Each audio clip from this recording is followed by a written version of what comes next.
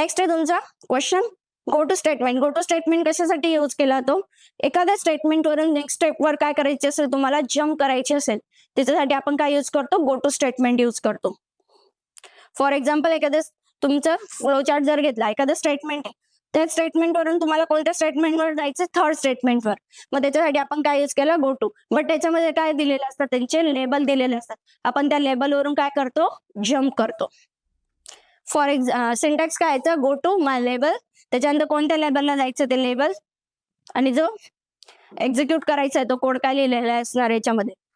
मग याच्यामध्ये कोणते? एक forward jump and backward jump. Forward jump म्हणजे काय?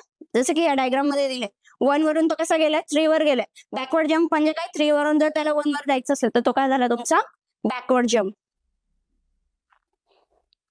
नेक्स्ट क्वेश्चन आहे तुमचा ब्रेक स्टेटमेंट. ब्रेक स्टेटमेंट कशासाठी यूज केला? तर जी पण तुमची कंटिन्युएशनची प्रोसेस आहे ती काय करायची? 1 स्टेजला काय करायची? आपल्याला ब्रेक करायची. त्याच्यासाठी आपण काय यूज करतो? ब्रेक स्टेटमेंट यूज करतो. फॉर एक्झाम्पल आता जर मी 1 to 10 ची व्हॅल्यू मला प्रिंट करायची आहे, पण आता मला स्टेटमेंट काय करायचंय? ब्रेक करायचंय. कोणत्या कंडिशनवर? i = 5 जर त्याला भेटला तर तो 5 प्रिंट करायच्या आधीच काय करणार आहे? त्याला ब्रेक करणार आहे. म्हणजेच काय केलं त्याने? प्रिंट आपण व्हॅल्यू प्रिंट काय केल्यावर काय ते आउटपुट 1 2 3 and 4. का? कंडिशन काय केलेली आपण? 5 यायच्या आधीच काय केली तिला? जर i = 5 जर भेटला तर तो कंडिशन काय करणार होता? तिथे ब्रेक करणार होता. म्हणून आउटपुट मध्ये काय प्रिंट झाला आपला? 1 2 3 and 4. नेक्स्ट आहे तुमचा explain while loop and print value 1 to 10.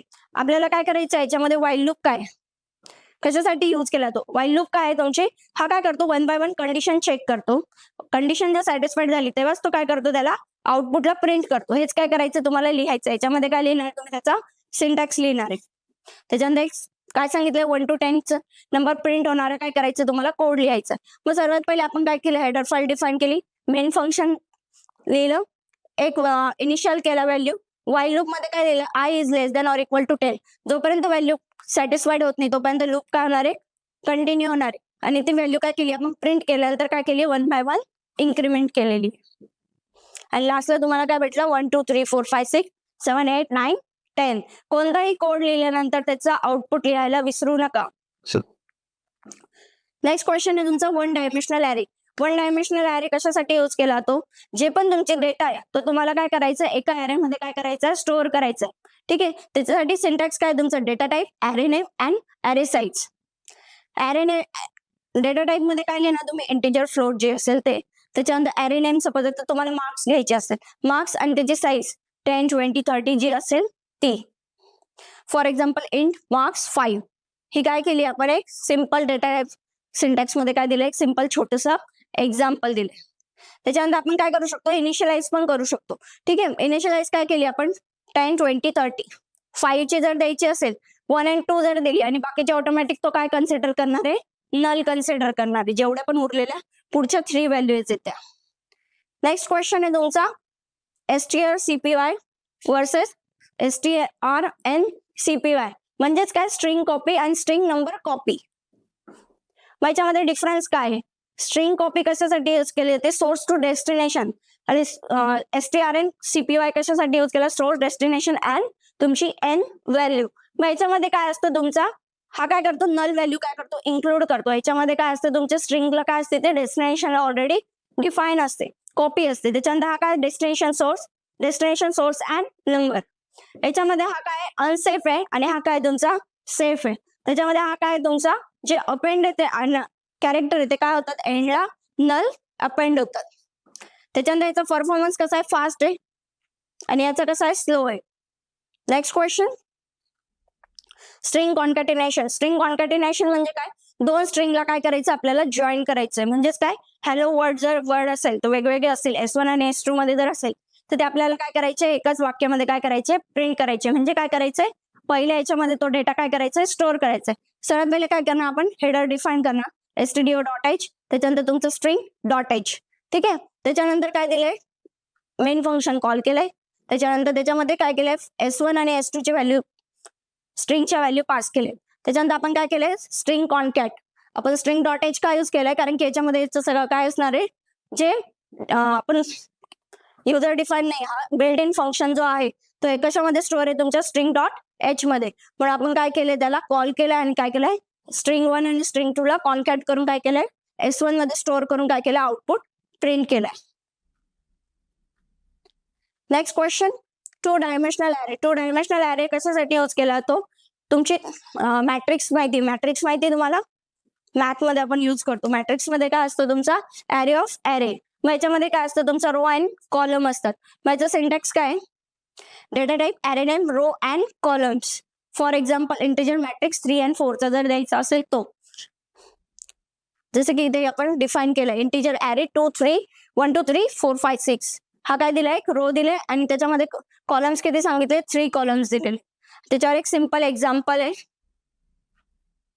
काय दिलंय, hash include STD, header file define केली, मेन फंक्शन कॉल केलं, ॲरे डिफाईन केला. ॲरे डिफाईन केल्यानंतर आपण काय केलंय, आपल्याला किती मॅट्रिक्स पाहिजे, 2 by 2 चा मॅट्रिक्स पाहिजे. म्हणजे किती एलिमेंट एंट्री करायला पाहिजे युजरने, 4 एंट्री. म्हणून पहिल्या याच्यात काय दिलं आपण, 2 का घेतला, आपल्याला कितीचा मॅट्रिक्स पाहिजे, 2 चा मॅट्रिक्स पाहिजे. म्हणून ते काय दिलंय, तुम्ही 2 2 दिलेला आहे. आणि तो काय केलेला आपण, स्कॅन एफ केलाय. म्हणजेच काय, युजर कडून ती व्हॅल्यू काय घेतली आहे, ऍक्सेस केलेली. आणि ती कसं स्टोअर केली, ऍड्रेस ऑफ आय आणि जे. जेव्हा आपल्याला डेटा स्टोअर करायचा असेल तेव्हा आपण काय यूज करतो, ऍड्रेस ऑफ AIJ, पण कशामध्ये, स्कॅन एफ मध्ये. ओके. आणि लास्टला आपण काय केली, ती व्हॅल्यू प्रिंट केली. ही काय केली, फक्त ऍक्सेस केली. आता इथे काय केलं आपण, त्याला डिस्प्लेवर दाखवण्यासाठी काय केली, प्रिंट केली. आणि लास्टला आउटपुट मध्ये काय येणार आहे, 1 2 3 and 4, 2 rows 2 column. त्याच्यानंतर स्ट्रिंग फंक्शन. स्ट्रिंग फंक्शन कशासाठी यूज केला तो, स्ट्रिंग फंक्शन कशामध्ये डिफाईन असतो, तुमच्या स्ट्रिंग हेडर फाईल मध्ये काय असतो, तो डिफाईन असतो. मग त्याच्यामध्ये कोणते कोणते फंक्शन आहे, स्ट्रिंग लेंथ. स्ट्रिंग लेंथ म्हणजे काय, जी स्ट्रिंगची लेंथ आहे ती काय कॅल्क्युलेट करण्यासाठी काय यूज करतो तुम्ही, स्ट्रिंग लेंथ. त्याच्यानंतर स्ट्रिंग कॉपी. जेव्हा तुम्हाला एखादी स्ट्रिंग कॉपी करायची असेल तेव्हा तुम्ही काय यूज करता, स्ट्रिंग कॉपी. विथ एक्झाम्पल काय करायचं तुम्हाला, 1 by 1 एक्सप्लेन करायचं. त्याच्यानंतर स्ट्रिंग कॅट. स्ट्रिंग कॉन्कॅटिनेशन म्हणजे काय, तुमचे 2 वर्ड्स काय करायचे तुम्हाला, जॉईन करायचे. नेक्स्ट आहे तुमचा स्ट्रिंग कम्पेअर. 2 स्ट्रिंगला कम्पेअर करण्यासाठी काय यूज करता तुम्ही, स्ट्रिंग कम्पेअर. त्याच्यानंतर तुमचा strn कम्पेअर. हा काय करतो, string comparison with limit. Limit जे म्हणजे काय, कधी पर्टिक्युलर रेंज दिली जाते, त्याच्यामध्ये काय असतं तुमचं, स्ट्रिंग लिमिट. नेक्स्ट आहे तुमचा पॅलेंड्रोम प्रोग्राम. पॅलेंड्रोम म्हणजे काय, सर्वात पहिले कोड लिहिताना काय माहिती पाहिजे, त्याचं लॉजिक. लॉजिक काय, जर कधी ती दिलेली स्ट्रिंग आहे ती रिव्हर्स जरी केली तरी ती काय होणार आहे, सेम यूज होणार आहे.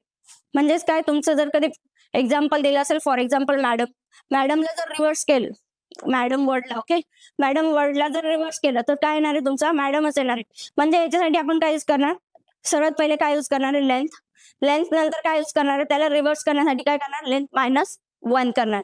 बघा इथे काय दिलेलं आहे, हेडर फाईल दिल्यात, त्याच्यानंतर मेन फंक्शन कॉल केलाय. मेन फंक्शन मध्ये काय दिलंय, कॅरेक्टर्स घेतलाय, लेंथ घेतली, गेट्स केलाय. ओके. त्याच्यानंतर आपण काय केलंय, स्ट्रिंग लेंथला काय केलंय, व्हॅल्यू कॉल करून काय केली, त्याच्यामध्ये स्टोअर केली, ती स्ट्रिंग लेंथ कॅल्क्युलेट केली. त्याच्यानंतर डिवाइड बाय 2 करून काय केली, त्याला इन्क्रीमेंट केली. आणि ती रिव्हर्स करण्यासाठी आपण काय केलंय, स्ट्रिंग -i-1. जर कधी अशी कंडिशन आली तर तो नॉट पॅलेंड्रोम. आणि जर कधी ती रिव्हर्स जर आली तर ती काय होणार, तुमची पॅलेंड्रोम होणार आहे. लास्ट आउटपुट काय आलं, जर सपोज रेडार दिला तर तो काय होणार आहे, पॅलेंड्रोम आहे. रिव्हर्स केला तरी काय होणार आहे, तो रेडारच प्रिंट होणार, म्हणून तो काय झाला, पॅलेंड्रोम. आणि हॅलो वर्डला रिव्हर्स केला तर तो वर्ड वेगळा होईल, म्हणून तो काय झाला, नॉट पॅलेंड्रोम. नेक्स्ट क्वेश्चन आहे build in versus user define. Build in म्हणजे काय, जे ऑलरेडी डिफाईन आहेत, जे ऑलरेडी कीवर्ड्स तुम्ही काय करताय, डायरेक्टली कोडमध्ये यूज करताय, ते काय झाले, तुमचे बिल्ड इन फंक्शन झाले. आणि युजर डिफाईन फंक्शन कोणते झाले, जे युजरने डिफाईन केले त्याच्यानुसार. म्हणजे सपोज आता फंक्शन ऍडिशनचा जर केला तर तो काय झाला, तुमचा युजर डिफाईन झाला. ठीक आहे. डिफरन्स समजला, विथ एक्झाम्पल तुम्हाला काय करायचे, एक्सप्लेन करायचे. नेक्स्ट आहे तुमचा स्ट्रक्चर डिक्लेरेशन. स्ट्रक्चर डिक्लेरेशन म्हणजे काय, कशासाठी यूज केला जातो, तो तुमचा हा काय असतो, तुमचा युजर डिफाईन फंक्शनच आहे हा, 1 टाईप ऑफ.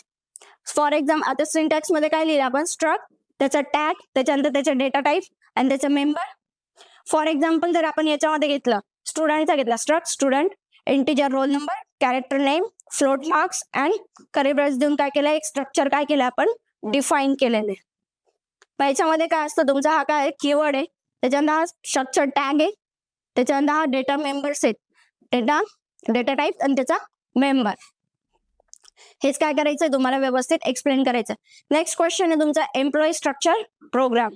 स्ट्रक्चर यूज करून काय करायचं तुम्हाला एम्प्लॉईचा प्रोग्राम लिहायचा आहे. सर्वात पहिले आपण काय केलेलं स्ट्रंग EMP काय केलंय डिफाईन केलेलं आहे. त्याच्यामध्ये काय घेतलंय एम्प्लॉईचं नेम, एज अँड त्याचं जेंडर. इथे काय केलंय मेन फंक्शन मध्ये काय केलंय त्याला डिफाईन केलंय. नेम काय दिलंय अमित, त्याची एज काय दिली 25 आणि जेंडर काय दिलं आपण M दिलंय. ठीक आहे. आणि तेच काय केलंय आपण त्याचा हा जो ऑब्जेक्ट क्रिएट केलाय त्याला देऊन काय केलंय आपण त्याला कॉल केलेलं आहे. आणि तो लास्टला आपल्याला काय आउटपुट देणार Amit 25 and M. Next question define and call function. काय दिलेलं याच्यामध्ये इंटिजर एक ऍडिशन घेतला, दोघांचे इनिशियल केले आपण इंटिजर A आणि इंटिजर B.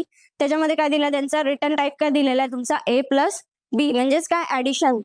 आणि आउटपुट व्हॅल्यू मध्ये काय दिले कॉल फंक्शनला जेव्हा कॉल केलं तेव्हा काय दिलं आपण व्हॅल्यू पास केलं 2 and 3. A ची व्हॅल्यू 2 आणि B ची व्हॅल्यू काय दिली 3. आउटपुट मध्ये काय येणार तुमचं आउटपुट 5.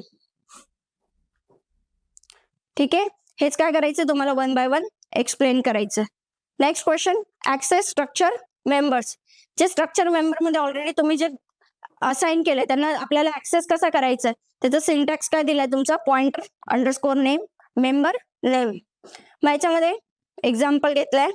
सपोज आता स्ट्रिंग डॉट एच घेतला. आता आपल्याला काय करायचं बुकला कॉल करायचंय. सपोज आता तुम्ही एक बुक डिफाईन करून ठेवली स्ट्रक्चर मध्ये एक टायटल आणि त्याची प्राइस.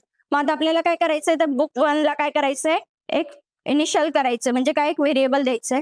त्याच्यानंतर तुम्ही काय करणार त्याला डॉट पुढे काय करणार आहे डॉट ऑपरेटरने काय करणार आहे इंडिकेट करून काय करणार आहे. सपोज आता B1 असेल B1 मध्ये काय दिलेलं आपण टायटल अँड प्राइस दोघांना काय केलं त्याला कॉल करून काय केलेलं त्याच्यामध्ये व्हॅल्यू काय केली प्रिंट केली. म्हणजे काय टायटल काय असणार आहे तुमच्या बुकचा C प्रोग्रामिंग. त्याची प्राइस काय दिलेली आपण 299.50 आणि व्हॅल्यूला काय केली आपण बुक पॉइंटरने काय केली शो केली आहे आणि ती लास्टला ऍक्सेस करून काय करणार आहे आपल्याला प्रिंट करायचंय. म्हणजेच काय व्हेरिएबल प्रोग्रामिंग मध्ये काय आलं तुमचं C प्रोग्रामिंग प्राइस काय आली त्याची 299.50. Last question addition and subtraction using function. आता याच्यामध्ये काय करणार आहे युजिंग फंक्शन सांगितले म्हणजे काय करायचं आपल्याला फंक्शन डिफाईन करायचं. पहिले काय घेतलं आपण इंटिजर ऍड घेतला int A int B return मध्ये काय दिला A+B. त्याच्यानंतर आपण काय केलं त्याची नेक्स्ट काय केलेलं अजून एक सबस्ट्रॅक्शनचा घेतला आणि व्हॅल्यू पास करून आपण काय केले फंक्शनला कॉल करून काय केले इथे आपण व्हॅल्यू ऑलरेडी असाइन केलेलं आहे. मागे आपण असाइन नव्हत्या केलं म्हणून आपण काय केलं होतं फंक्शनमध्ये व्हॅल्यू पास केल्या होत्या. इथे ऑलरेडी आपण काय केले व्हॅल्यू इनिशियलाइज केले म्हणून फक्त काय केलंय एक्स अँड वाय ला कॉल करून काय केलं आउटपुट घेतलाय 10 + 5 15 10 - 5 5. आय होप सो तुम्हाला क्वेश्चन पेपर व्यवस्थित समजला. थँक्यू.